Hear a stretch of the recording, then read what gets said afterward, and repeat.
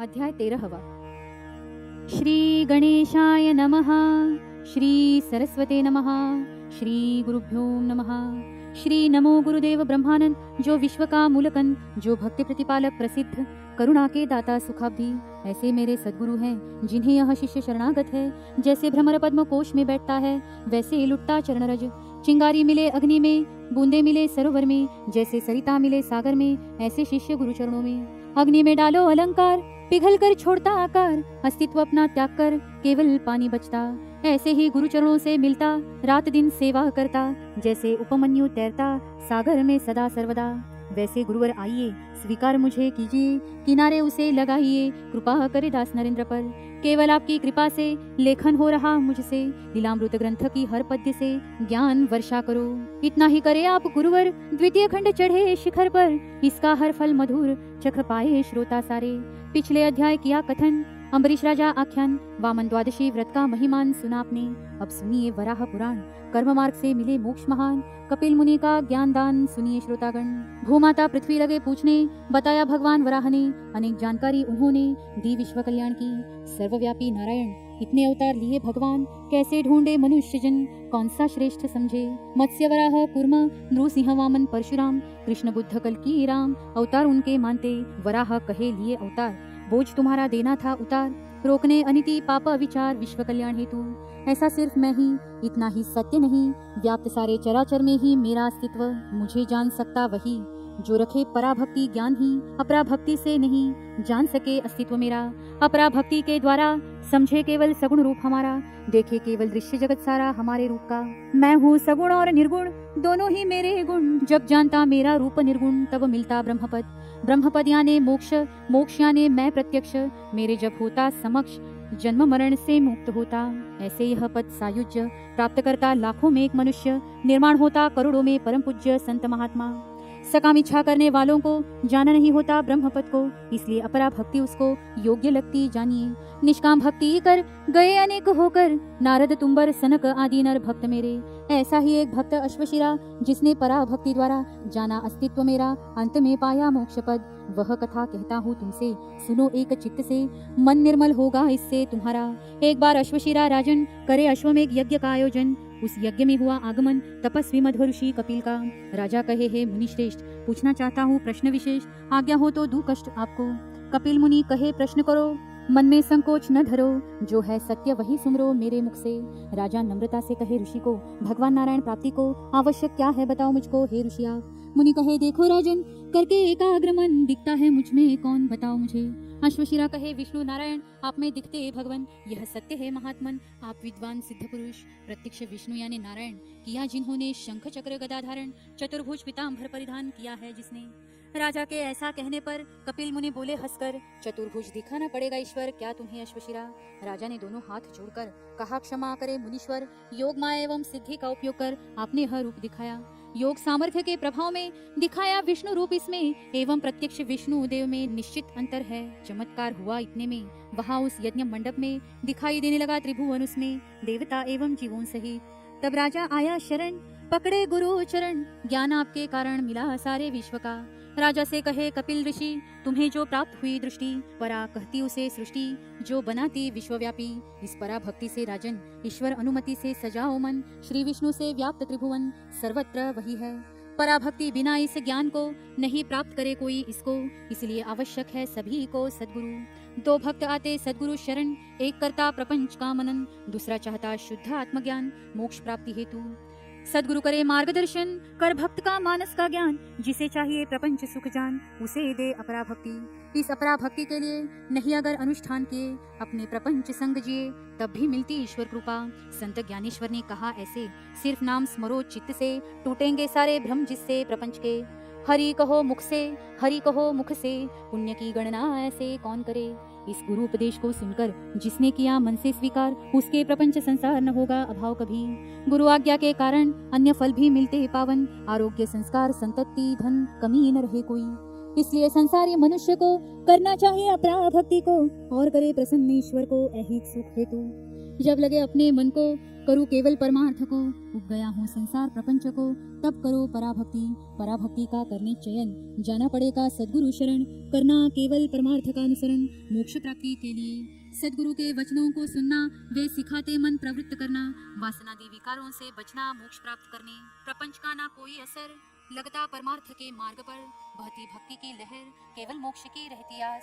जब लगती ईश्वर की आस, संसार लगने लगता निरस, संसार में रहते हुए भी समरस, आकर्षण नहीं रहता।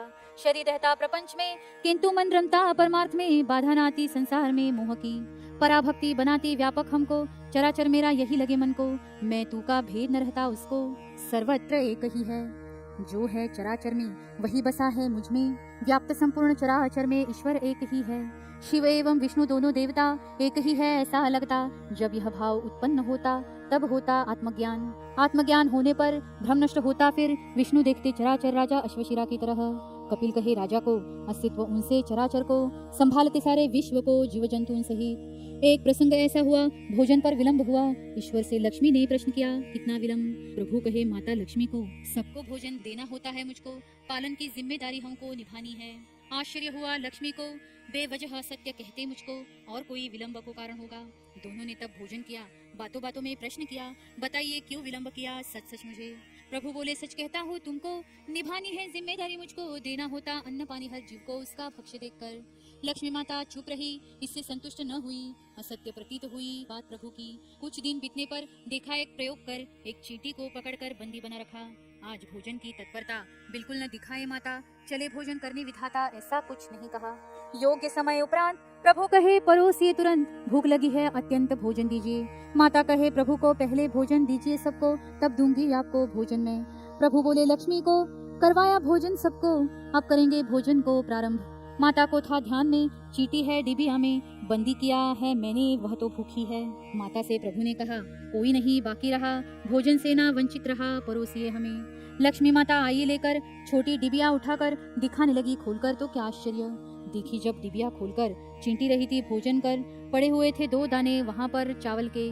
माता देखे आश्चर्य से, प्रभु ने न देखते हुए कहा उनसे, तुमने जब पकड़ा इसे तभी देखी इसकी मृत्यु कब? तब पता चला मुझे, अभी जीना है इसे, भोजन था आवश्यक उसे, तब मैंने ही डाले यह दाने। इस कथा से ध्यान धरे, पालन सबका ईश्वर करे, भूख प्यास का ख्याल करे प्रत्येक जीव की। जो भी जीव आया जन्म को, संभालते वो प्रत्येक को, परिस्थिति देख हर एक को देते अन्न पानी। हमें रहता अज्ञान, विश्वास नहीं रहता इस कारण, चिंता करते रहते हर क्षण मेरा क्या होगा। हम सब है उसकी संतान, उस प्रभु की चिंता हम सबकी रहती दया निधान को। सब कुछ मिला प्रभु से, निवाला कभी किसी से, छीनो ना किसी के मुख से, ध्यान रखो सदा। जितना संभव हो हमको सहायता करे दूसरों को, विरोध ना करे किसी को अहंकार में आकर। तुम जियो दूसरों को जीने में सहायता करो, ऐसा ही मार्ग धरो, ईश्वरी कार्य में सहकार्य करो, कार्य कर ऐसा। लक्ष्मी माता कहे प्रभु को, क्षमा करे मेरे अपराध को, आप जीवन देते सभी को, यह मैं भूली थी।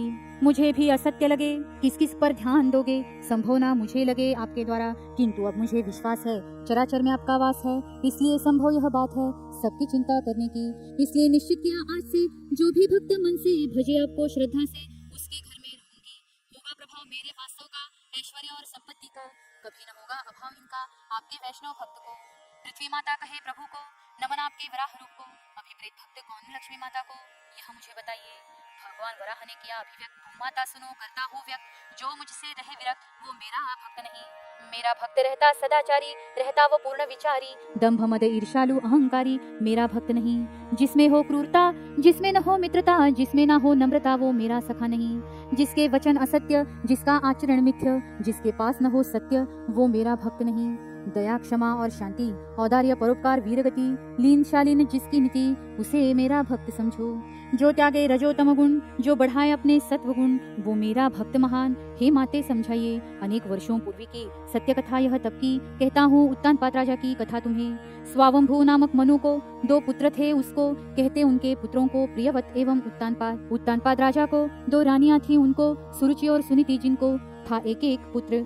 सुरुचि रानी का उत्तम नामक पुत्र उसका, सुनीति को ध्रुव नाम का पुत्र जन्मा था। प्रथम पत्नी सुनीति राजा को पसंद न आती, इसलिए दूसरी पसंद से की थी पटरानी सुरुचि। सुरुचि और सुनीति एक दूसरे की सौतन थी। सुरुचि बहुत क्रूर थी, हमेशा छलती सुनीति को। सुनीति बेचारी डरती, सौतन का कपट सहन करती। बालक ध्रुव को भी छलती सुरुचि। दोनों राजपुत्र एक समय में खेल रहे थे आंगन में। अचानक पिता की गोद में जा बैठा उत्तम। ध्रुव यह देखकर वह भी बैठा जाकर पिता के दूसरी जांघ पर खेलते खेलते।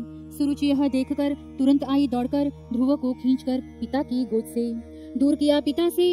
अश्रु बहे आंखों से रोते हुए माता से कहने लगा सिसक सिसक कर, मुझसे कहे वह माता तुम्हारी बैठने की नहीं पात्रता। गोद से उतारा और डांटा उन्होंने मुझको। सुनीति कहे स्वयं को संभाल, तुम मत रो मेरे लाल, यह पिछले जन्म के फल भोग रहे हैं हम दोनों। तुम्हारी उस सौतेली माँ ने किए थे महापुण्य, उसने किए थे पाप हम दोनों ने भोग रहे यम यातना। पुत्र तुम न हो दुखी, जो मिले उसी में रहो सुखी। ईश्वर कृपा होगी तभी जब नाम स्मरण करोगे। पूछे ध्रुव 5 वर्ष का, लेने पर नाम ईश्वर का। प्रसन्न ईश्वर सचमुच क्या होगा हम पर। सुनीति कहे ध्रुव से, ईश्वर नाम यानी भक्ति कहते उसे। आरंभ करो आज से तुम भक्ति को। माता भक्ति के लिए हमको क्या देना होगा ईश्वर को, क्या ईश्वर सच में हमको देगा सुख बताइए। सुनीति कहे ध्रुव से, प्रभु नाम लो मुख से, श्रद्धा से भजते जो उसे उसी को प्राप्त होते। तब वो प्रसन्न होते, दुखों को दूर करते, सारे काम सफल करते हमारे वह। इसलिए उनका भजन कर, उनका रूप ध्यान में धर, एकाग्र चित्त होकर करो भक्ति। उनकी भक्ति करने में एकाग्रता न रहे मन में, कोई उपयोग नहीं करने में ऐसी भक्ति। भक्ति में एकाग्रता साध कर रूप ईश्वर का मन में धर, मुख से नाम स्मरण कर, तब भक्ति होती पुत्र। श्रोताओं भक्ति से मिले निश्चल, ईश्वर की कृपा का बल, उनके आशीर्वाद का फल निश्चित प्राप्त होगा। भक्ति का विज्ञान हो कहता, भक्ति से अहंकार जाता, भक्ति से संयम बढ़ता हमारे मन का। समय सूचकता है जीवन की आवश्यकता, धैर्य और जिद प्राप्त करता तब होता यशस्वी। योग्य अयोग्य का विचार करना, जीवन के सही निर्णय लेना, स्वयं एवं दूसरों का नेतृत्व करना, भक्ति देती शक्ति इसको। भक्ति से आए सात्विकता, जिससे बढ़े सहनशीलता, हमारे भीतर आती क्षमता निर्णय लेने की। भक्ति है व्यायाम मन का, एकाग्रता है सिद्धांत उसका, आए जीवन में परिपक्वता भक्ति द्वारा। भक्ति में करो लक्ष्य निश्चितता, लक्ष्य यानी हो एक रूपता, एक रूपता से बढ़ती क्षमता तुम्हारे मन की। जिसका मन होगा बलवान, होगा सात्विक और गुणवान, सभी निर्णय इस जीवन लेगा दूरदृष्टि से। योग्य निर्णय लेगा, जीवन में यशस्वी होगा, मन लायक जीवन जिएगा, उसे ही कहते सुख। इस सुख को अपनाने पड़ते अनेक उपाय करने, यह उपाय सफल होने भक्ति रूपी व्यायाम करे। भक्ति का शास्त्र कहता, नहीं कोई आडंबर चाहता, सिर्फ चाहिए मन की एकाग्रता भक्ति फलित होने को। मुझ में लीन हुए बिना स्नान संध्या जप हवन करना, यह सब अधर्म समझना, यह मेरी भक्ति नहीं। संत श्रेष्ठ ज्ञानेश्वर ने बोध किया उपरोक्त पंक्तियों में, इनका अर्थ लो ध्यान में तब अनुभव होगा। सुनीति कहे अपने पुत्र को, भक्ति से जीतो ईश्वर को, तब मिलेगी तुमको पिता की गोद। ध्रुव पूछे माता को, ईश्वर कहाँ बताओ मुझको, जाकर पूछता हूँ उनको, मुझे क्यों दुख दिए। माता ने कहा ध्रुव को, ईश्वर निवास करते अरण्य को, कठिन है मिलना उनको बालकों के लिए। एक दिन चकमा देकर ध्रुव गए निकल कर ईश्वर को ढूंढ कर प्रश्न पूछने। लंबी यात्रा करने पर मिले कुछ ऋषिवर, उन्हें प्रणाम कर सारा वृत्तांत कहा। ऋषि कहे राजपुत्र को, तुम हो सुकुमार, इसको समय है तुम्हें मिलने को ईश्वर से। किस संकट में हो तुम, सहायता क्या करे हम, वह हमसे कहो तुम हे राजपुत्र। ध्रुव कहे, न चाहिए धन नहीं राज्य महान, चाहिए अचल स्थान जो किसी को मिला नहीं। ऋषि ने कहा ध्रुव को, कार्य कठिन यह तुमको, अथक परिश्रम आवश्यक इसको, यह पद पाने। ध्रुव बोला, कठिन हो कितना भी बताइए आप अभी, करूंगा प्रयत्न सभी ईश्वर प्राप्ति को। तब ध्रुव को कहा समझा कर, बाह्य जगत की बातें भूल कर, उनसे मन को हटाकर एकाग्र हो। तब एकाग्र चित्त से विष्णु नाम लो मन से, अंतर्बाह्य जगत से नाता तोड़कर। तब यशस्वी होगे, परम पद को पहुँचोगे, प्रभु को बाध्य करोगे आशीर्वाद देने हेतु। जैसा कहा ऋषि ने, आरंभ किया अनुष्ठान ध्रुव ने। देवता लगे परीक्षा लेने ध्रुव की, महामाया ने माता का रूप लेकर देखा जोरों से रोकर, हारी अनेक प्रयत्न कर समाधि भंग करने को। ध्रुवलीन हुए ऐसे विष्णु रूप में एकाग्र होने से, सुनाई न पड़ा कानों से रोना महामाया का। इस प्रकार अनेक देवताओं ने ध्रुव परीक्षा ली, सबने अनेक उपद्रव किए उन्होंने, पर कोई उपयोग नहीं। अंत में जगदीश प्रसन्न हुआ, परम पद ध्रुव को दिया, अजरामर नाम हुआ उसकी भक्ति से। इसलिए करो भक्ति, प्राप्ति होगी कृपा शक्ति, सुख समाधान और मुक्ति देगा ईश्वर। मृत्यु पश्चात भी कीर्ति प्राप्त कर, चिरंजीव अपना नाम कर, शास्त्र कहते ज्ञान देकर हम सबको। इस चरित्र को कहानी ना मानो, अनुभव की खान जानो, विश्वास रखो सज्जनों संत बोध पर। श्री नरेंद्र दास द्वारा रचित यह लीलामृत ग्रंथ भक्तों को रहे सुखप्रद, यही प्रभु इच्छा। इति त्रयोदशोऽध्याय समाप्त। जगतगुरु नरेंद्राचार्य महाराज की जय। सद्गुरु काड़ सिद्धेश्वर महाराज की जय। संत शिरोमणि गजानन महाराज की जय। आद्य जगतगुरु रामानंदाचार्य महाराज की जय। सियावर रामचंद्र की जय। परम पूज्य कानिफनाथ महाराज की जय।